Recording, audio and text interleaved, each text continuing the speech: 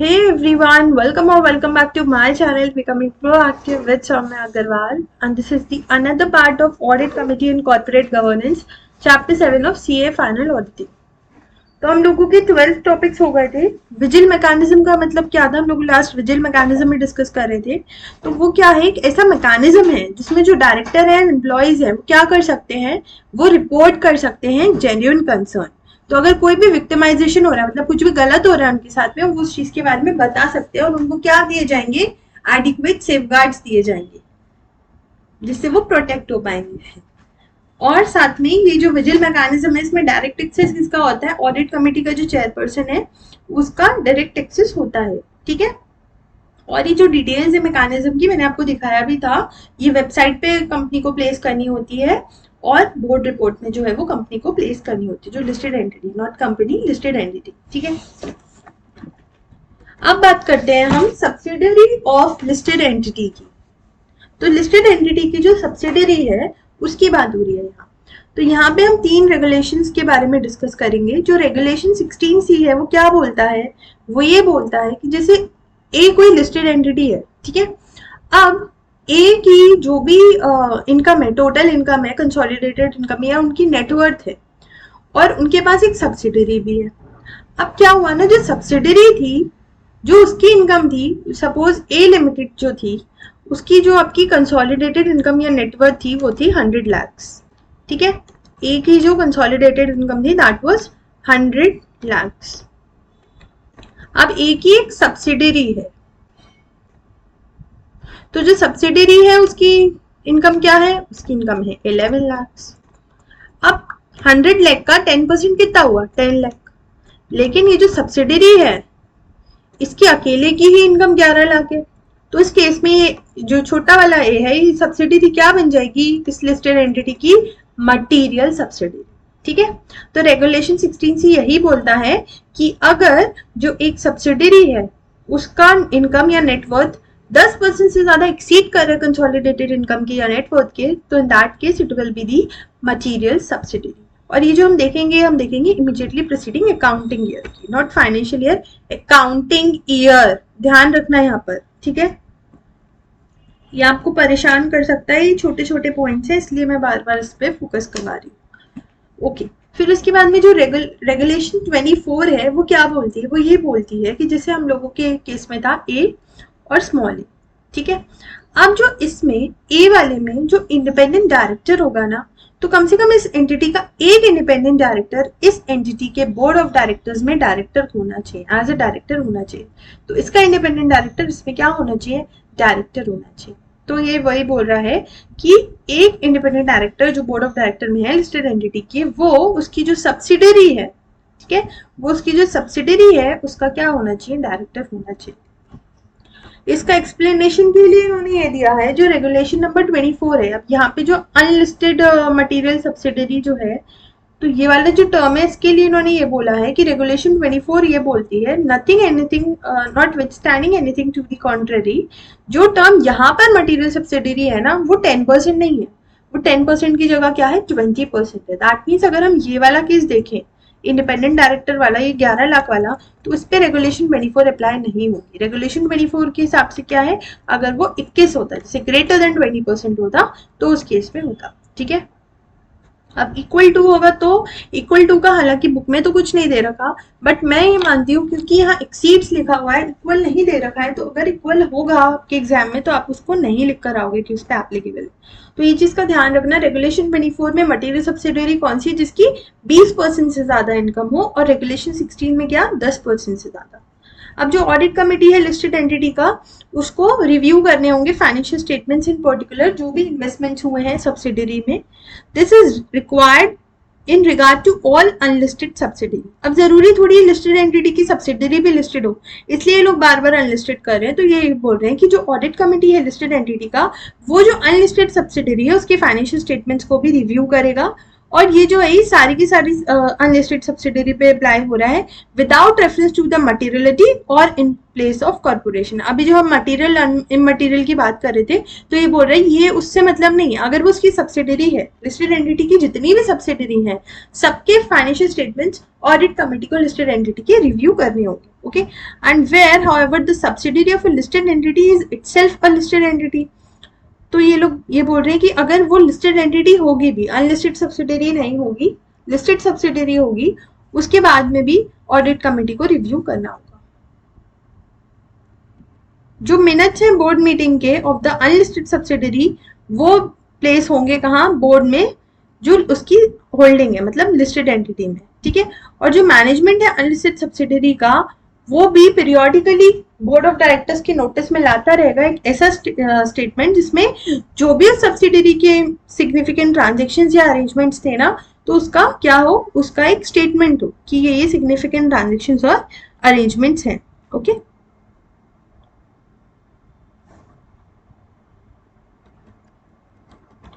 फिर इसके बाद में जो टर्म है सिग्निफिकेंट ट्रांजैक्शन और अरेंजमेंट, इसका मतलब फिर से वही है कि वो ट्रांजैक्शन या अरेंजमेंट जो एक्सीड कर रहा है 10% से ज्यादा टोटल रेवेन्यू या टोटल एक्सपेंस या टोटल एसेट या टोटल लायबिलिटी को, वो यहाँ पे क्या है, सिग्निफिकेंट ट्रांजैक्शंस या फिर अरेंजमेंट।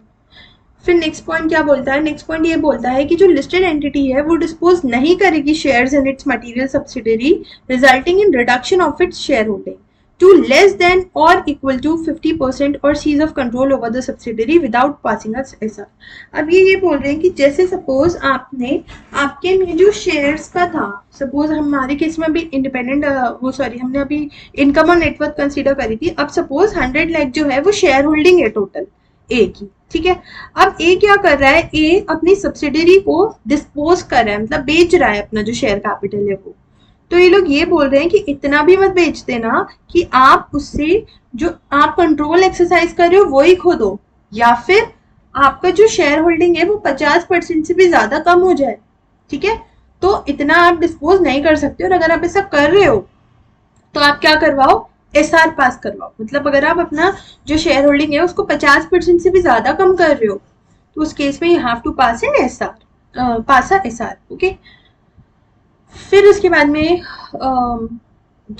ये जो है एसआर, इसके लिए कुछ एग्जाम्पशंस है। तो एग्जाम्पशंस क्या है, in case where such diversement is made under a scheme or arrangement duly approved by court or tribunal, उस केस में आपको एसआर पास करने की जरूरत नहीं है। या फिर अगर कोई रिजोल्यूशन जो है वो ड्यूली अप्रूव्ड है इंसॉल्वेंसी कोर्ट में, तो भी एसआर पास करने की जरूरत नहीं है।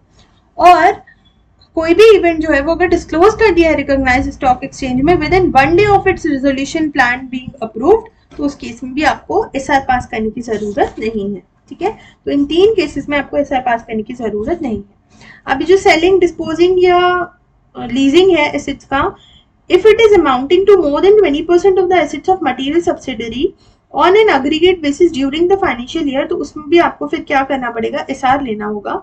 जब तक कि ये जो सेल, डिस्पोजल या लीज है, ये फिर से इन्होंने वही पॉइंट्स रिपीट कर दिए, ट्रिब्यूनल वाला, 31 वाला, सेक्शन 31 वाला, या फिर कोई जो इवेंट है वो आपने ऑलरेडी डिस्क्लोज कर दिया है एक दिन पहले विद इन 1 डे, मतलब रिजोल्यूशन जब आप प्लान कर रहे थे अप्रूव करने के, उसके एक दिन के अंदर अंदर ही आपने अगर उसको क्या बोल रहे हो, डिस्क्लोज कर दिया है ट्रिब्यूनल, रिकॉग्नाइज स्टॉक एक्सचेंज के सामने, ठीक है।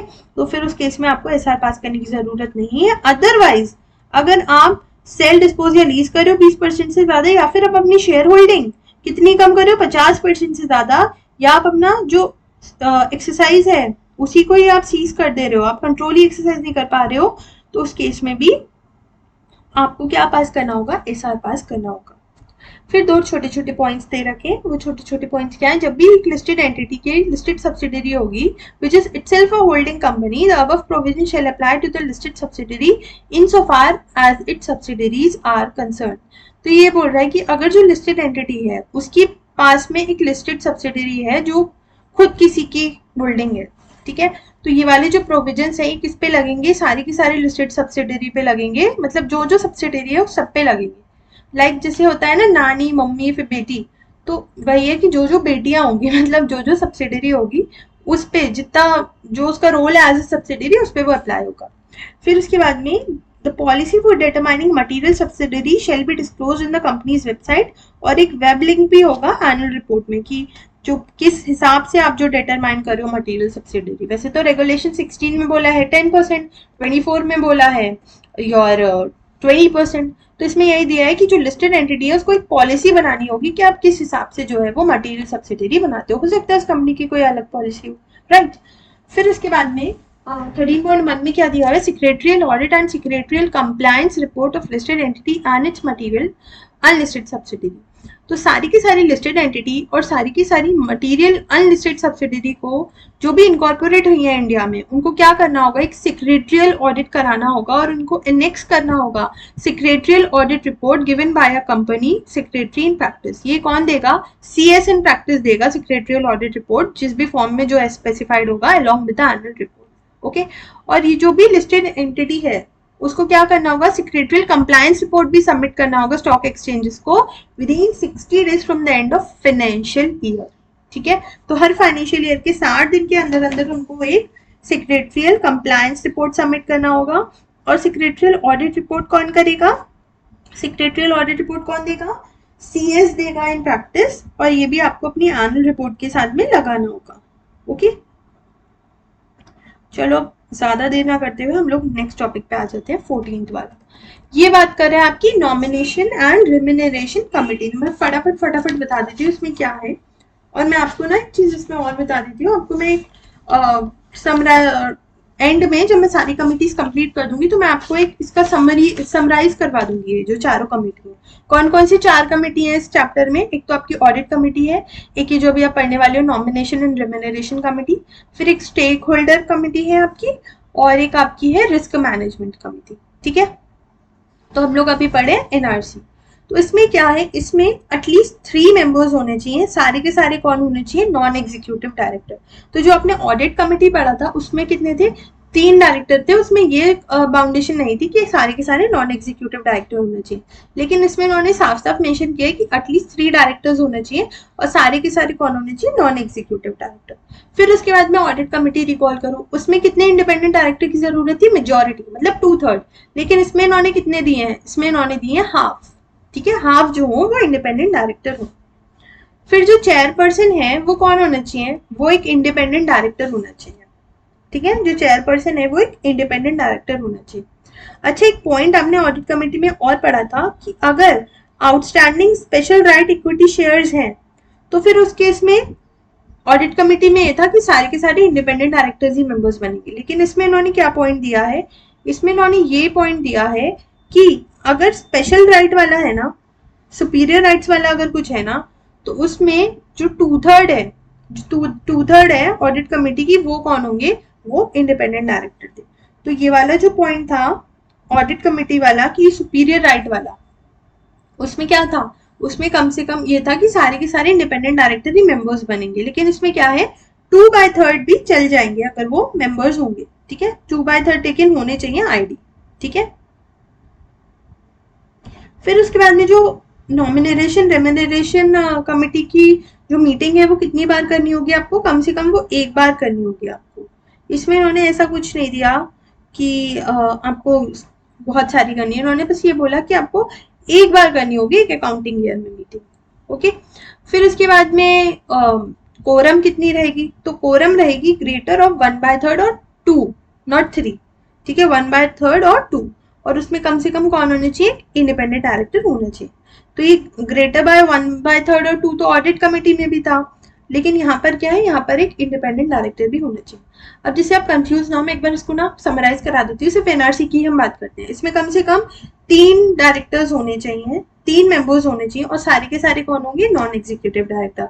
फिर 50% जो होंगे वो कम से कम इंडिपेंडेंट डायरेक्टर होंगे, जो चेयरपर्सन है वो इंडिपेंडेंट डायरेक्टर होगा।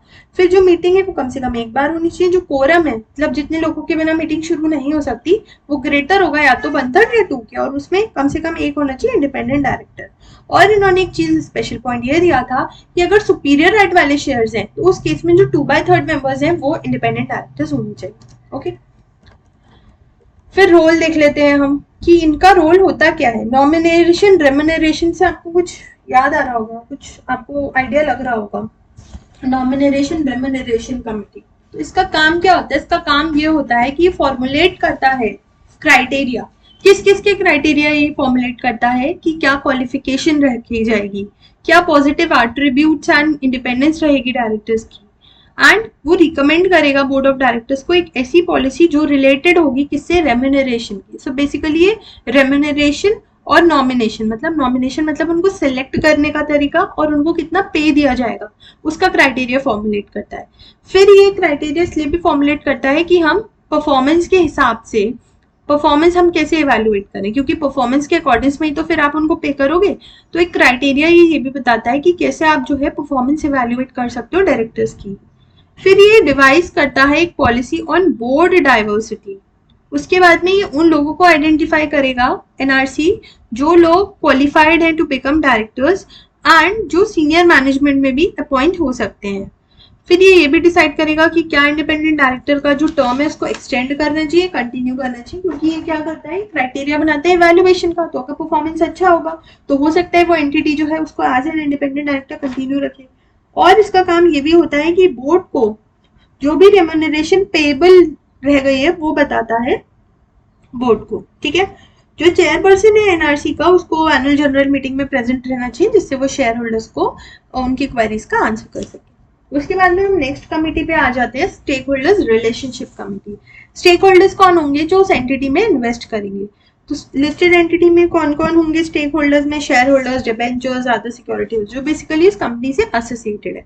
अब इसकी कॉम्पोजिशन देख लेते हैं। इसमें कम से कम तीन मेंबर्स होने चाहिए, जैसा कि अभी तक हम देखते ही आ रहे थे कि कम से कम 3 मेंबर्स होने चाहिए और एटलीस्ट एक इंडिपेंडेंट डायरेक्टर है। अब आप लोग कंफ्यूज होना शुरू हो जाओगे, मुझे पता है। देखो, ऑडिट कमेटी में क्या था, मेजॉरिटी। फिर एनआरसी में क्या था, कम से कम आधे। अब इसमें क्या बोल दिया, एक डायरेक्टर, एक इंडिपेंडेंट डायरेक्टर होगा ना तो भी चलेगा। ठीक है, अब उसके बाद में इन्होंने क्या बोला कि जो चेयरपर्सन है वो जरूरी नहीं है कि इंडिपेंडेंट डायरेक्टर ही, वो नॉन एग्जीक्यूटिव डायरेक्टर होगा तो भी चलेगा, लेकिन उसको प्रेजेंट रहना चाहिए। ठीक है, उसको प्रेजेंट रहना चाहिए मीटिंग में। फिर एक पॉइंट है कि जो मीटिंग है वो कम से कम एक बार होनी चाहिए पूरे साल में। और जो स्पेशल राइट वाला केस है उसमें फिर से इन्होंने यही दिया कि 2/3 क्या होने चाहिए, इंडिपेंडेंट डायरेक्टर्स होने चाहिए। तो ये सारा जो है फॉर्मुलेशन का पार्ट है।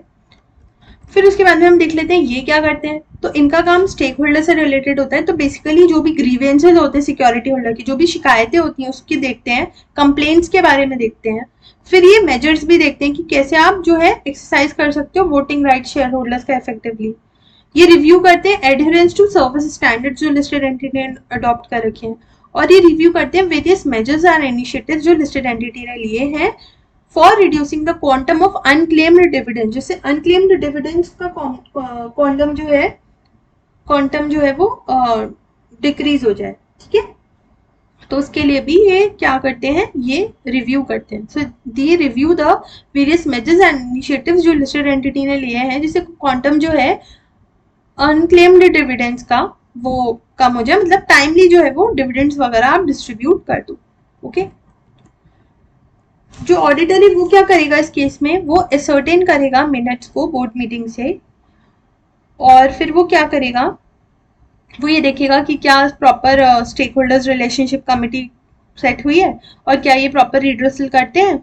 ठीक है, और साथ में वो ये भी देखेगा कि क्या जो इस कमिटी का जो काम है वो ठीक से कर रही है या नहीं कर रही है। ऑडिटर को क्या लेना होगा, एक सर्टिफिकेट भी लेना होगा लिस्टेड एंटिटी से from SEBI and stock exchanges if any as regards to the investors grievances ending up to the date of certificate of compliance. जो भी ग्रीवियंसेस पेंडिंग है उसकी भी लिस्ट जो है वो ऑडिटर लेगा।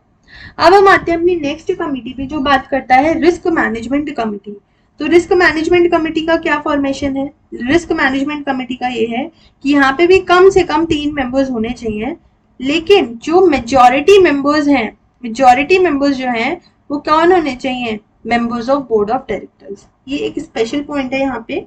तो मेजॉरिटी कौन होनी चाहिए, बोर्ड ऑफ डायरेक्टर्स होनी चाहिए। अच्छा मैम, अगर इसमें भी ऐसा है कि सुपीरियर राइट्स है लिस्टेड एंटिटी के, मतलब कुछ ऐसे आउटस्टैंडिंग इक्विटी शेयर्स हैं जिसमें सुपीरियर राइट्स हैं, तो उस केस में क्या होगा, तो उस केस में फिर से वही 2/3 एज इंडिपेंडेंट डायरेक्टर। ठीक है, तो सिर्फ ऑडिट कमेटी में था कि अगर ऐसा कुछ है तो एक इंडिपेंडेंट डायरेक्टर होगा, लेकिन बाकी सब में क्या है कि 2/3 कौन होंगे, इंडिपेंडेंट डायरेक्टर मेंबर्स होंगे। ओके, फिर उसके बाद में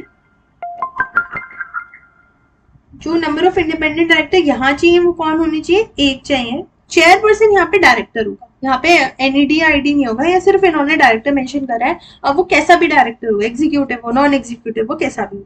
मीटिंग इन्होंने ये बोला है कि आप कम से कम 2 मीटिंग करो और दोनों मीटिंग के बीच में आप 180 दिन का गैप रख सकते हो। कोरम जो दिया है इन्होंने, वो क्या दी है, कोरम जो दी है वो दी है इन्होंने ग्रेटर ऑफ 1/3 और 2। जो कोरम एसआरसी की थी ना उसमें ऐसा कुछ मेंशन नहीं था, लेकिन इसकी कोरम इन्होंने दी है 1/3 और 2। ओके, अब इसमें क्या है, एटलीस्ट 1 डायरेक्टर। सो बेसिकली इसकी जो कोरम है that is same as NRC. जो सीनियर एग्जीक्यूटिव्स हैं या नॉन डायरेक्टर्स हैं वो मेंबर हो सकते हैं इसके, और सुपीरियर राइट्स वाला मैंने आपको बता ही दिया। अब इसमें जो पॉइंट और देखना है वो आपको क्या देखना है कि जो बोर्ड ऑफ डायरेक्टर्स है ना उनको डिफाइन करना होगा रिस्पॉन्सिबिलिटी रिस्क मैनेजमेंट कमेटी की। तो वो क्या करेंगे, बोर्ड ऑफ डायरेक्टर डिफाइन कर देंगे कि ये काम जो है रिस्क मैनेजमेंट कमेटी को करना होगा, और वो देखेंगे कि क्या वो आरएमसी जो है वो ठीक से अपना काम कर रही है या नहीं कर रही है। And such other function as it may deem fit, and such functions is specified cover cyber security. cover cyber security का मतलब ये हुआ कि जो भी साइबर सिक्योरिटी है वो भी इसमें कवर्ड होनी चाहिए। जो साइबर क्राइम्स होते हैं उसका जो रिस्क रहता है वो चीज यहाँ हो रही है। Okay, it may be noted कि जो रोल्स रिस्पॉन्सिबिलिटीज है आरएमसी की वो मैंडेटरीली इंक्लूड करेंगी परफॉर्मेंस ऑफ फंक्शंस जो पार्ट डी में है शेड्यूल 3 के। जो प्रोविजंस हैं that shall be applicable to top 1000 listed entity and as at the end of immediately preceding financial year. फिर उसके बाद में जो आरएमसी होगी उसके पास में पावर होगी कि वो क्या कर सकता है, वो इंफॉर्मेशन ले सकता है एम्प्लॉय से भी, ऑब्टेन आउटसाइड या लीगल और अदर प्रोफेशनल एडवाइस, और वो अगर उसको ऐसा लगता है उसको एक्सपर्ट बुलाने चाहिए तो वो एक्सपर्टीज की हेल्प भी ले सकता है। ओके, एंड दीज प्रोसीजर्स ये कौन रिव्यू करेगा, ये आपका बोर्ड ऑफ डायरेक्टर जो है वो रिव्यू करेगा टाइमली। और जो मेजोरिटी होगी इस कमेटी की that will be members of board of director, वो मैंने बता ही दिया था, और जो सीनियर एग्जीक्यूटिव है वो भी मेंबर हो सकते हैं। ओके, ये मुझे पता है थोड़ा सा मोनोटोनस हो गया, बट इसमें मैं क्या आपको एक्सप्लेन करूंगी, आप बार बार सुनोगे या लिखोगे तो आपको इजीली याद हो जाएगा। फिर उसके बाद में हम आते हैं अपने नेक्स्ट टॉपिक पे, and that talks about statement of deviation. तो डेविएशन में क्या है, डेविएशन का मतलब होता है क्या आपने सोचा था, क्या आपने पाया है। तो जो लिस्टेड एंटिटी है वो सबमिट करेगी स्टॉक एक्सचेंज को जो भी स्टेटमेंट है, जिसमें पहले तो वो बताएगी इंडिकेटिंग डेविएशंस की जो हमने प्रोसीड्स थी, जो हमने ऑब्जेक्टिव मेंशन कर रखा था ऑफर डॉक्यूमेंट में, उसमें क्या इंटेंशन था हमारा और हमने यूज कैसे करी है, और उसमें अगर कोई डिफरेंस है तो वो डिफरेंस बताओ। और कैटेगरी वाइज वेरिएशन की रिपोर्ट भी दोगे कि इतना प्रोजेक्टेड यूटिलाइजेशन था और इतना हुआ है। ऑफर डॉक्यूमेंट से मतलब जो भी रियलिटी डिफरेंट है वो चीज आपको बतानी होगी। ये जो स्टेटमेंट है, this shall be continued to be given till such time the issue proceeds have been fully utilized or the purpose for which these proceeds were raised have been achieved. ये रिपोर्ट जो है audit committee listed entity को तब तक भेजनी पड़ेगी stock exchange को जब तक जिस पर्पस के लिए आपने इशू करी थी प्रोसीड वो सही से यूज नहीं हो गई। जब तक वो यूज नहीं हो गई या पर्पस जो है वो अचीव नहीं होगा तब तक आपको ये स्टेटमेंट जो है डेविएशन के भेजते रहने पड़ेंगे। जैसे कि आप हो, आपने अगर कोई मेंटोर हायर कर रखा है या आप आपस में एक दूसरे को एज अ मेंटर बन रहे हो, आप दो फ्रेंड्स हो और आपस में बन रहे हो, तो आप तब तक एक दूसरे की जो है परफॉर्मेंस का डेविएशन बताते रहोगे एक दूसरे को जब तक आप अपने गोल तक नहीं पहुंच जाते या जब तक आपका ये जो 3 महीने का टाइम है खत्म नहीं हो जाता। राइट, तो जैसे आपने और आपकी फ्रेंड ने सोचा हम ग्रुप स्टडी करेंगे तो आपने प्लान किया और जो एक्चुअल आप टारगेट अचीव कर रहे हो उसमें अगर कोई डेविएशन है उसके स्टेटमेंट। ओके, फिर इसके बाद में where an entity has raise funds through preferential allotment या फिर क्वालिफाइड इंस्टीट्यूशंस प्लेसमेंट, तो वो लिस्टेड एंटिटी को डिस्क्लोज करना होगा हर साल। अगर प्रेफरेंशियल अलॉटमेंट या क्वालिफाइड इंस्टीट्यूशंस प्लेसमेंट के लिए आपने रेज किया है तो फिर डिस्क्लोज करना होगा हर साल कि कैसे आपने जो फंड है वो यूज किया है, और ये जो डिस्क्लोजर ये जाएगा एनुअल रिपोर्ट में जब तक ये जो फंड था वो फुल्ली यूटिलाइज नहीं हो जाता। ओके, तो अगर प्रेफरेंशियल अलॉटमेंट से या फिर क्वालिफाइड इंस्टीट्यूशंस प्लेसमेंट से है तो उस केस में इस बात का ध्यान रखना, इसमें क्या जाएगा, एनुअल जाएगा। ठीक है, एनुअल डिस्क्लोजर होगा। अब जो ऑडिट कमेटी उसको यही देखना होगा कि उन्होंने क्वार्टरली स्टेटमेंट डेविएशन के दिए हैं या नहीं दिए, और एनुअल स्टेटमेंट जो है वो यूटिलाइज हुआ था या दूसरी पर्पस के लिए यूटिलाइज हुआ है, तो यही आपको देखना है कि इन लोगों ने ऐसे ऑब्टेन किया है या नहीं किया है, और ठीक से जो था वो हुआ है या नहीं हुआ। ओके, फिर आते हैं हम अपने नेक्स्ट टॉपिक पे, and that is information to shareholders. तो जो लिस्टेड एंटिटी है उसमें इसके साथ में शेयर होल्डर्स एसोसिएटेड होंगे। एक सेकेंड बस मेरे को दो, मैं पानी पी लूं, बहुत प्यास लगी।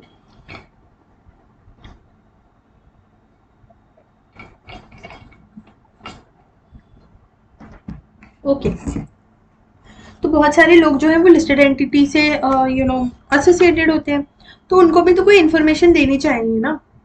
तो लिस्टेड एंटिटी को क्या करना होगा, सॉफ्ट कॉपी देनी होगी फुल एनुअल रिपोर्ट की शेयर होल्डर्स को, जो लोग भी रजिस्टर्ड हैं उनके ईमेल एड्रेस पे, या फिर वो हार्ड कॉपी भी दे सकते हैं of the salient features of documents as prescribe, जो भी 136 में प्रिस्क्राइब है उसके हिसाब से, या फिर जो रूल्स है।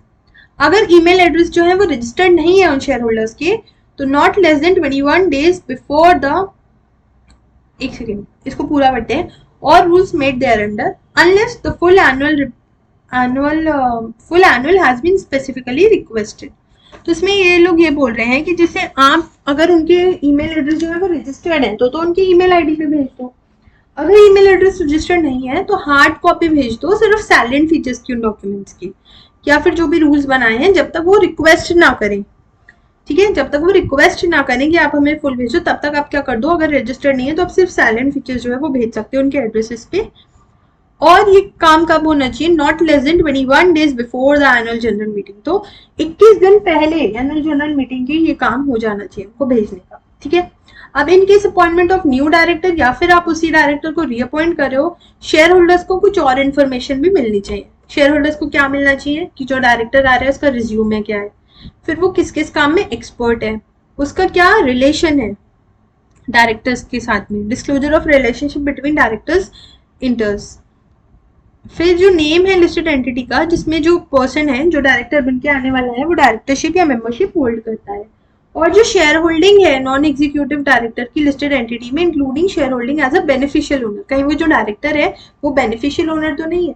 तो अगर कोई न्यू डायरेक्टर आने वाला है ना तो ये सब आप बताओगे, जैसे क्लास में कोई स्टूडेंट आते हैं उसको इंट्रोड्यूस कराते हैं, इसी तरह से एंटिटी में डायरेक्टर आ रहे हैं तो उसको इंट्रोड्यूस कराओगे ना आप शेयर होल्डर्स के साथ में, भाई पैसा लगा हुआ है शेयर होल्डर्स का, तो ये चीज है। ओके, ऑडिटर को यही देखना होगा कि क्या जो है कम्युनिकेशन प्रॉपर हो रहा है या नहीं हो रहा है शेयर होल्डर्स को जब भी कुछ ऐसा हो रहा है, ठीक है।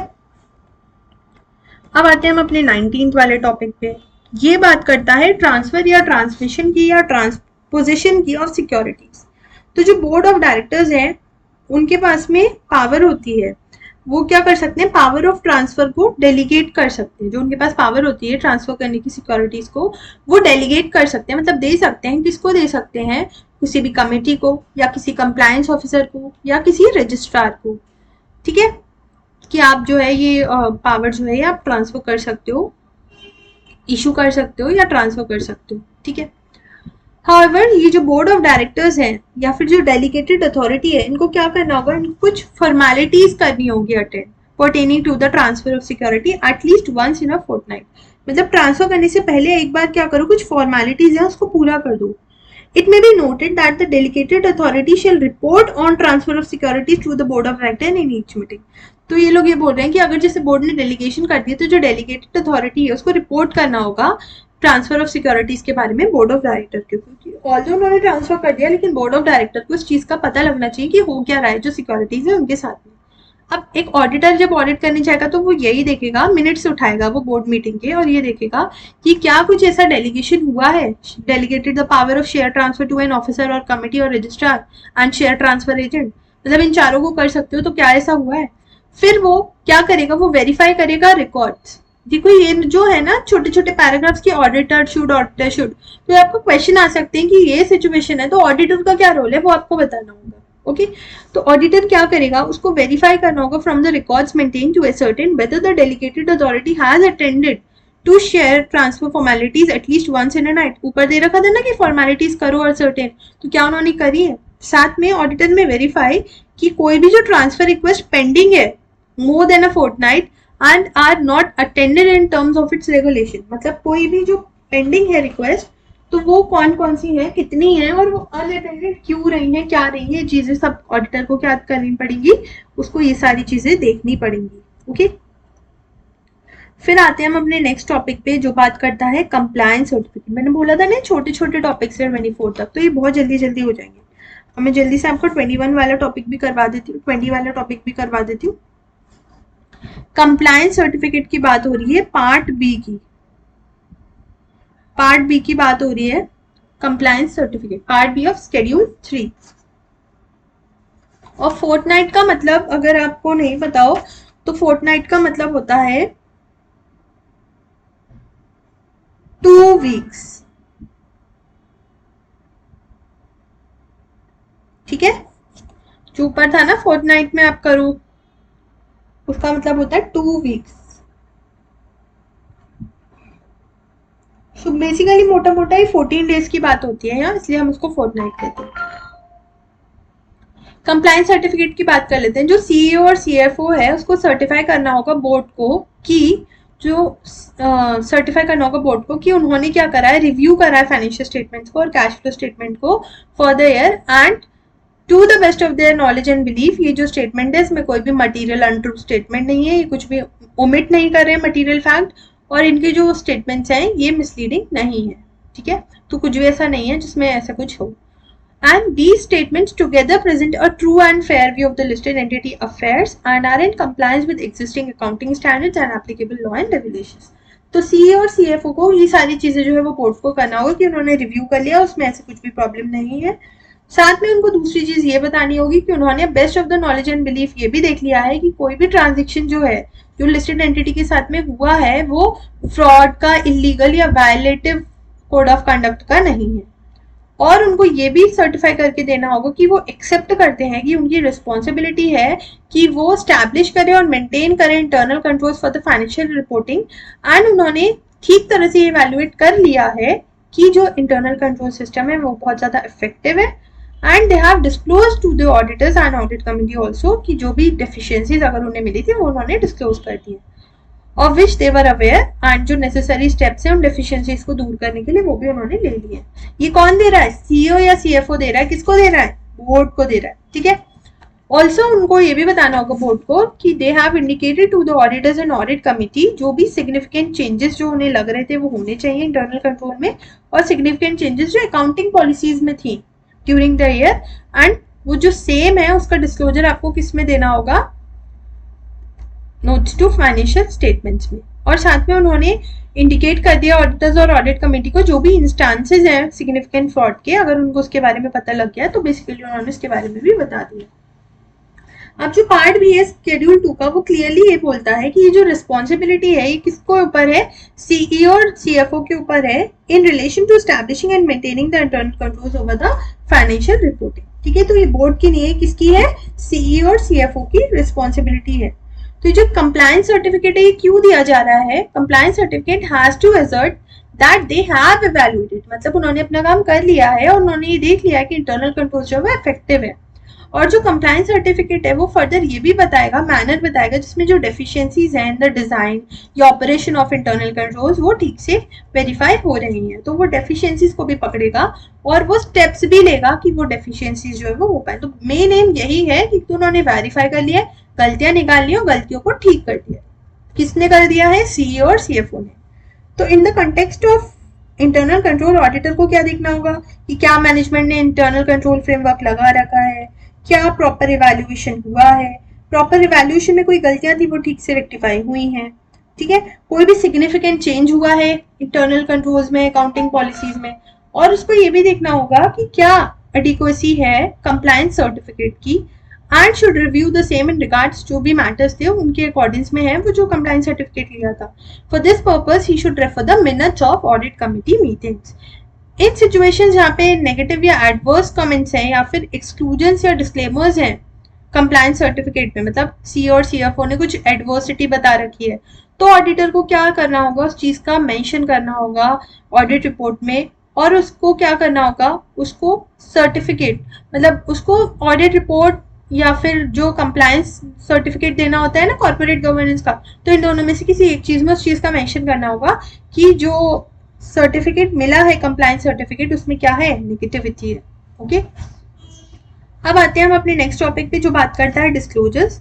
अब ये बात हो रही है डिस्क्लोजर्स किसकी, मैनेजमेंट डिस्कशन एंड एनालिसिस की। तो as part of director report एक management discussion and analysis report भी लगनी चाहिए जो एनुअल रिपोर्ट का पार्ट बनेगी। ओके, तो ये जो मैनेजमेंट डिस्कशन और एनालिसिस है it should include the discussion of the following matters. इसमें ये सारा डिस्कशन आएगा, ये किसका पार्ट बनेगी, एनुअल रिपोर्ट का पार्ट बनेगी। मुझे बस एक सेकेंड देना, मैं जस्ट अभी आती हूँ।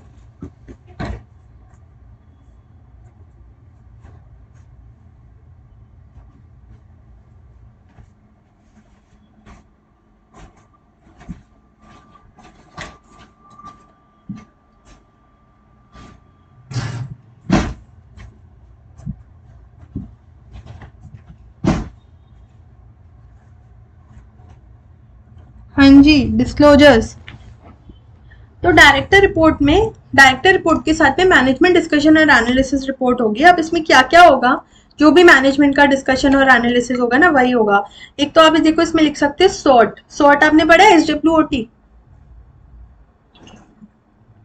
क्या होता है वो, strength, weakness, opportunity, threat, right.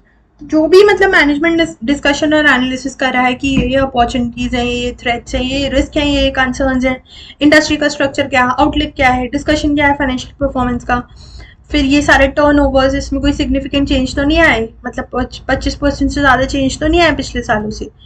तो ये सारी चीजें जो है ये बनेंगी पार्ट एनुअल रिपोर्ट का। जो अबव इन्फॉर्मेशन है that should be presented by the management is likely to include non financial information also which may be outside the auditors area of expertise. तो इसमें नॉन फाइनेंशियल इन्फॉर्मेशन भी हो सकती है जो ऑडिटर के एक्सपर्टीज एरिया के बाहर हो, बट वो पार्ट बनेगी एनुअल रिपोर्ट का।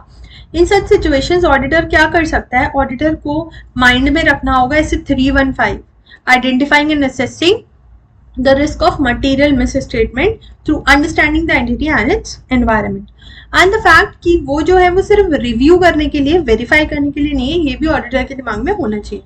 ऑडिटर इसके साथ में और क्या करेगा, सेगमेंट वाइज या प्रोडक्ट वाइज परफॉर्मेंस को देखेगा कि क्या वो कंसिस्टेंट है जो रिपोर्ट में बता रखा है उसके साथ में, कहीं ऐसा तो नहीं सेगमेंट वाइज अलग है और कंसोलिडेटेड में अलग है, और वो ये सारी जो है सेक्शंस इसका भी कंप्लायंस देखेगा।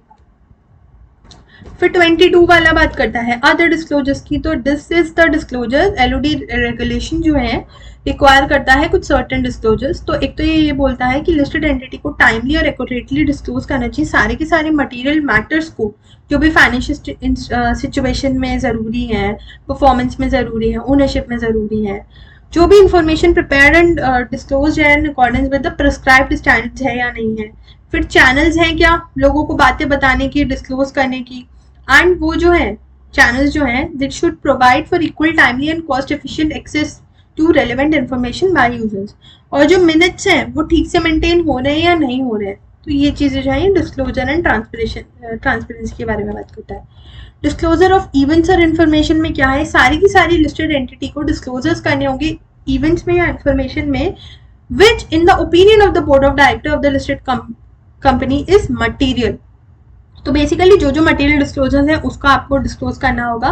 बोर्ड ऑफ डायरेक्टर जो है लिस्टेड एंटिटी के वो ऑथराइज करेंगे एक या एक से ज्यादा केएमपी को for the purpose of determining materiality of an event और information under this regulation, and contact details जो होंगी उस पर्सन की वो भी डिस्क्लोज करोगे आप स्टॉक एक्सचेंज को। ठीक है, तो बोर्ड ऑफ डायरेक्टर जो एक केएमपी अपॉइंट कर सकते हैं वो ये सारे डिस्क्लोजर्स करेंगे। सारे डिस्क्लोजर्स किसको हो रहे हैं, स्टॉक एक्सचेंजेस को। ठीक है, such disclosure shall be hosted on the website of the listed entity for a minimum period of 5 years and therefore as a archival policy या शायद archival policy of the listed entity are disclose. तो basically ये बोल रहे हैं कि एक तो आपको स्टॉक एक्सचेंज को करना है, इसको आप वेबसाइट पे 5 सालों के लिए कर सकते हो एंड इसके बाद में आप इसको आर्काइव कर सकते हो। ठीक है, फिर बात हो रही है रिलेटेड पार्टी डिस्क्लोजर की। तो हाँ, आपको रिलेटेड पार्टी का अलग से डिस्क्लोजर करना होगा। उसके लिए आपको एक क्वार्टरली कंप्लायंस रिपोर्ट देनी होगी कॉर्पोरेट गवर्नेंस की, जो भी मैटर जो है वो प्रिस्क्राइब्ड है within 21 days from the end of each quarter. ये इंपॉर्टेंट है रिलेटेड पार्टी वाला। ठीक है, जो भी डिटेल्स है मटेरियल ट्रांजैक्शंस की रिलेटेड पार्टी के साथ में वो डिस्क्लोज करनी चाहिए। और जो रिपोर्ट है signed either by compliance officer या चीफ एग्जीक्यूटिव ऑफिसर वो भी आप लोगे। जो कंपनी है उसको डिस्क्लोज करनी होगी पॉलिसी जो रिलेटेड पार्टी ट्रांजेक्शंस के साथ होती है अपनी वेबसाइट पे। और जो लिस्टेड एंटिटी है उसको डिस्क्लोज करना होगा कितने ट्रांजेक्शंस जो है वो प्रमोटर ग्रुप को बिलोंग करते हैं या फिर उन लोगों को बिलोंग करते हैं जो 10% से ज्यादा शेयर होल्डिंग करते हैं। जो लिस्टेड एंटिटी है उसको सबमिट करना होगा within 30 days from the date of publication of its standalone and consolidated financial results for the half year disclosures. तो उसको क्या करना होगा, 30 days from the date of publication के अंदर अंदर डिस्क्लोजर्स करने होंगे। अब यहाँ पे बात हो रही थी high value debt listed entity की। तो ये इन्होंने फिर से रिपीट कर दिया, high value listed entity shall submit such disclosures along with standalone financial statements for the half year. तो जो हाई वैल्यू लिस्टेड एंटिटी है ना वो स्टैंड अलोन फाइनेंशियल स्टेटमेंट्स के साथ में वो डिस्क्लोजर कर देगा जो हर हाफ ईयर में जाता है। Disclosure of accounting treatment. तो जो भी अकाउंटिंग ट्रीटमेंट आप कर रहे हो तो आप इसका डिस्क्लोजर करोगे कि क्या जो है वो स्टैंडर्ड्स के अकॉर्डेंस में काम हुआ है या नहीं हुआ है, राइट। और ये फैक्ट भी आपको डिस्क्लोज करना होगा कि जो एंटिटी अगर उसने कोई ऑल्टरनेटिव ट्रीटमेंट लिया है तो क्यों उस पर वो बिलीव करती है। फिर disclosures in relation to the sexual harassment of women at workplace, अगर कोई सेक्सुअल हेरासमेंट का केस आया विमेन के साथ में तो उसका भी आपको डिस्क्लोजर करना है। Amongst other matters following should be disclose, कि जो भी कंप्लेन्स आई हैं, फाइल्ड हुई हैं, जो भी कंप्लेन्स डिस्पोज हो गए हैं, जो भी कंप्लेन्स पेंडिंग है।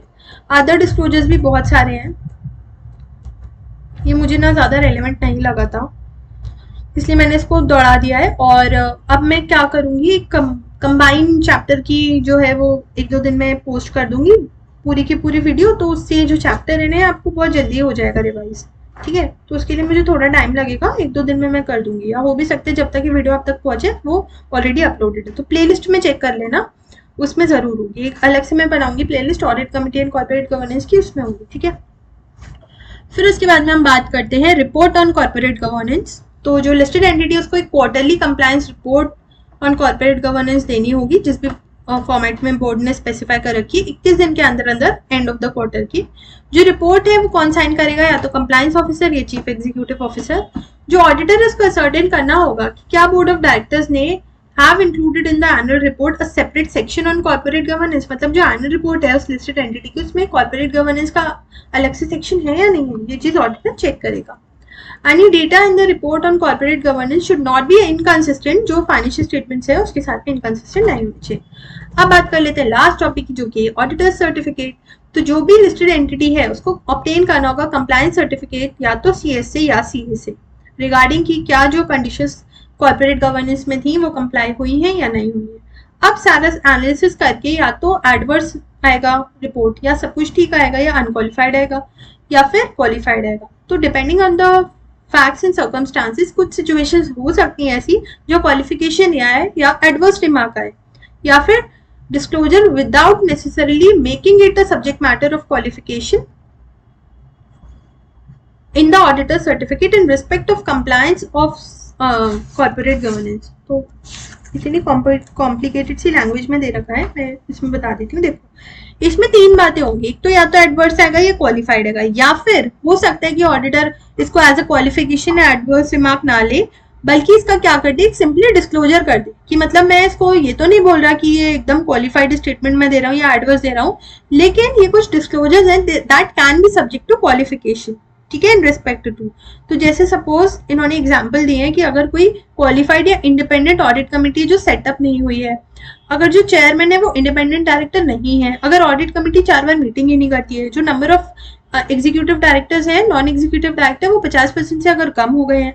ठीक है, तो ये सारे के सारे जो पॉइंट्स हैं ये ऑडिटर रिपोर्ट कर देगा। ये बोलेगा कि मैं इसको ये तो नहीं बोल रहा कि कंपनी ने बिल्कुल कंप्लायंस ही नहीं किया है, लेकिन हाँ ये कुछ पॉइंट्स ऐसे हैं जिसमें नॉन कंप्लायंस हुआ है, तो वो इसका क्या कर सकता है, डिस्क्लोज कर सकता है। वो अलग से उसको एज अ क्वालिफाइड नहीं देगा ऑडिटर सर्टिफिकेट जो वो देगा, लेकिन इस चीज का वो एक डिस्क्लोजर दे सकता है। ओके, तो अब मेरा जो टारगेट रहेगा वो यही रहेगा। मेरी पूरी कोशिश रहेगी कि इस चैप्टर की शॉर्ट वीडियो में आधे घंटे की 1 घंटे की जो भी हो पाए वो रिकॉर्ड कर दूं, तो उससे एग्जाम ओरिएंटेड रिवीजन बन जाएगा, और उसको स्पीड अप करके देख लोगे तो और इजीली हो जाएगा। ठीक है, क्योंकि ऑडिट में क्यूमुलेटिव रिवीजन्स तो जरूरी है ही, और इसमें तो इतनी सारे छोटे छोटे पॉइंट्स मैंने आपको बताए थे, राइट। तो मैं यही करती हूँ, मैं बहुत जल्दी वो वीडियो लाने की कोशिश करूंगी, एंड तब तक आपको हो सकता है इससे हेल्प मिली हो। एंड अगर आपको मेरी वीडियो सच में अच्छी लग रही हो तो प्लीज़ इसको शेयर करो यार, और सब्सक्राइब नहीं किया हो तो सब्सक्राइब करो, and do press the like button. And please अपना फीडबैक मुझे कॉमेंट सेक्शन से बताओ, जिससे मुझे पता लगे कि जो मैं कर रही हूँ आप लोगों के लिए उससे आपको हेल्प मिल रही है या नहीं मिल रही है। Okay, so meet you in the next video, bye. And ये चैप्टर हुआ खत्म।